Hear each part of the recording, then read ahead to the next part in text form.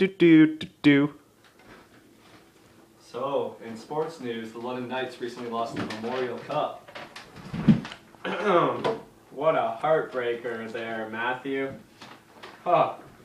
But we've just been handed this breaking news, and there is important stuff on it. There has been a large decrease in the amount of stratospheric ozone due to a large amount of chlorofluorocarbons being released into the atmosphere. Wow. We are now going to a resident scientist who will explain the science behind ozone destruction. Ozone plays a key part in keeping the Earth's fragile ecosystem in balance. It is mainly present in the stratosphere, which is the area of the atmosphere between 10 kilometers and 50 kilometers above the surface of the Earth, and it prevents harmful UV rays found in sunlight from hitting the Earth's surface. It is now known that chlorofluorocarbons, or CFCs, are the leading cause in ozone depletion around the world. CFCs were originally used as a safer chemical than sulfur dioxide and ammonia that could be used as a refrigerant. They were mainly used for refrigeration for air conditioners and fridges, but they were also used as propellants in foams, aerosol cans, etc. Chlorofluorocarbons were ideal for the job as they were low in toxicity, non-flammable, non-corrosive, and generally non-reactive with other chemicals. It was not until 1974 that it was discovered that nearly 99% of CFCs ended up in the atmosphere. Then it was not until 1984 that the Antarctic ozone hole was discovered and the harmless CFCs were exposed. The CFC gas enters the stratosphere, and when it is exposed to UV light, this releases the chlorine within the CFC gas. Ozone is composed of 3 oxygen atoms, but when chlorine is released, it causes the ozone to just form a regular oxygen molecule. So here we have the chlorine and the ozone, and it turns into hypochlorite and dioxide. And here we have hypochlorite plus the ozone, and it creates chlorine and 2 oxides. This reaction just continues to happen, and 1 atom of chlorine will react with 100,000 atoms of oxygen. This is the proof of the dangerous effects of chlorofluorocarbons when they enter the atmosphere, and it is frightening to imagine what large amounts of CFCs will do to the atmosphere. Okay, cut. Okay, so the chlorine is here, and then this is the ozone. Each one of the objects representing 1 atom of oxygen. So when the chlorine reacts, it takes away 1 atom of oxygen to form hypochlorite, leaving dioxide right here. So then this will later go on to form with another molecule of ozone. So again, these two will react, and instead it'll form 2 molecules of oxygen, and then the chlorine will be left over, which means that this process can just happen over and over again, which explains why 1 atom of chlorine can eventually react with up to. Here is a great example of environmental abuse, releasing harmful gases into our atmosphere.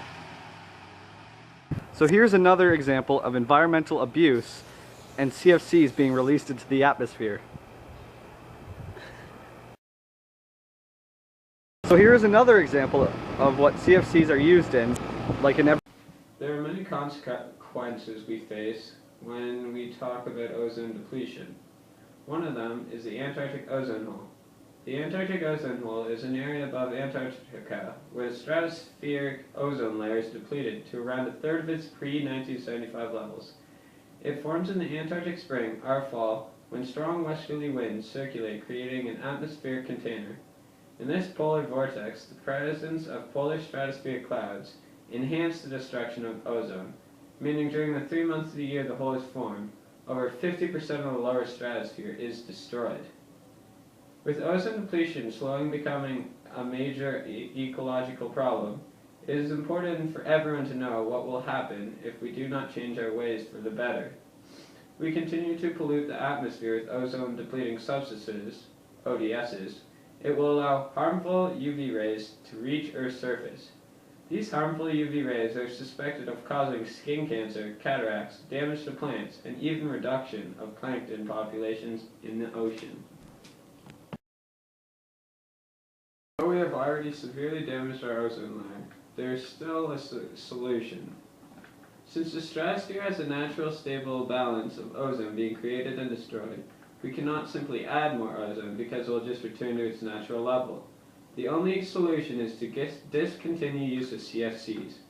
These are lowering the level of ozone in the stratosphere, so if we stop using them, eventually all the chlorine and bromine that has been released into the stratosphere will react with other chemicals and fall back to Earth.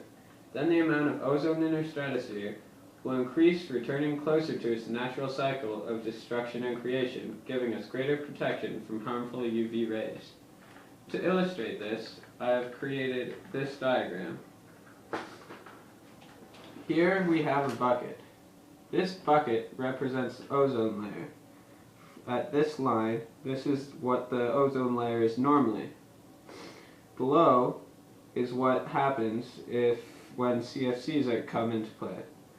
So in the natural cycle, we have this small hole in the bucket, and this is the natural amount of ozone that is being destroyed, or the amount of water that is being lost from the bucket.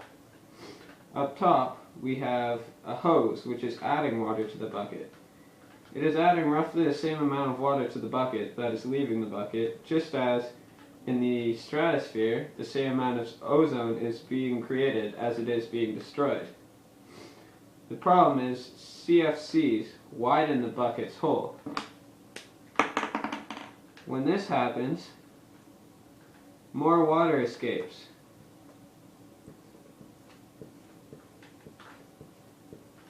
This means more water is escaping than is being added to the bucket. Although it won't all escape, the level is lowered, which is represented by this line. If we were just to add more ozone, it would be like if we added a cup of water to this bucket.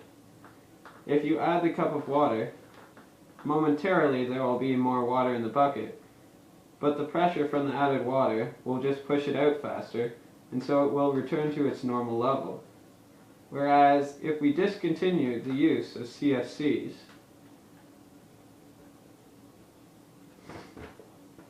the hole will return to its former size, less water will escape from the bucket, and we can get closer to this line, that is the natural ozone cycle, and that